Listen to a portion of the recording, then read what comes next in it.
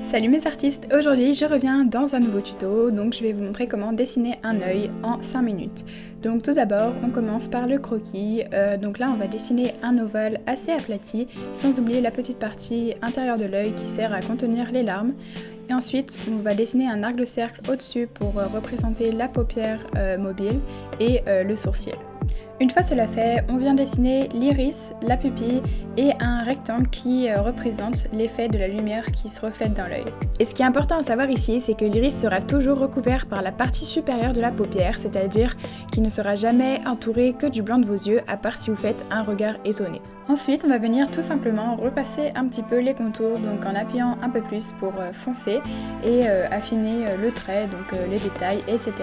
Et également faire les poils du sourcil et les cils. Donc pour les cils, il faut laisser un petit peu son poignet aller et faire des cils plus ou moins longs. Vraiment essayer de varier tout ça pour donner un effet réaliste.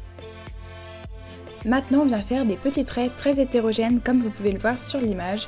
Tout autour de l'iris mais également autour de la pupille. On viendra ensuite noircir ses contours. Et maintenant ce que j'aime bien faire c'est que je fais deux traits comme ça qui fendent un petit peu l'iris pour représenter les reflets dans l'œil, donc c'est souvent ce qu'on fait pour les yeux des mangas.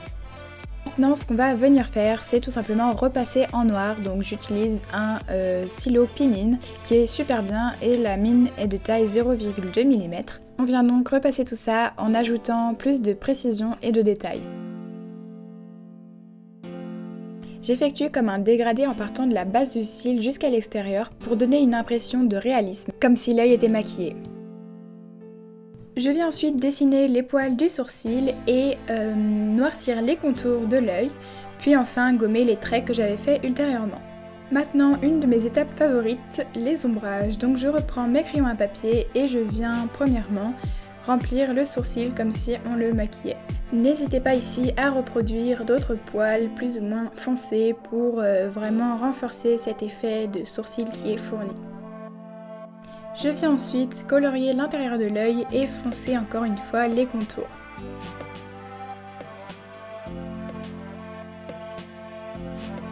Puis je viens griser le fond de l'œil en n'oubliant pas de bien estomper.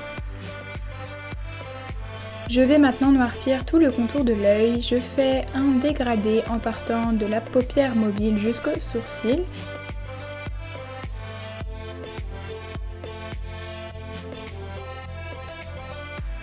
J'estompe encore une fois et je rajoute les plis en dessous de l'œil et quelques détails jusqu'à l'obtention de mon dessin final.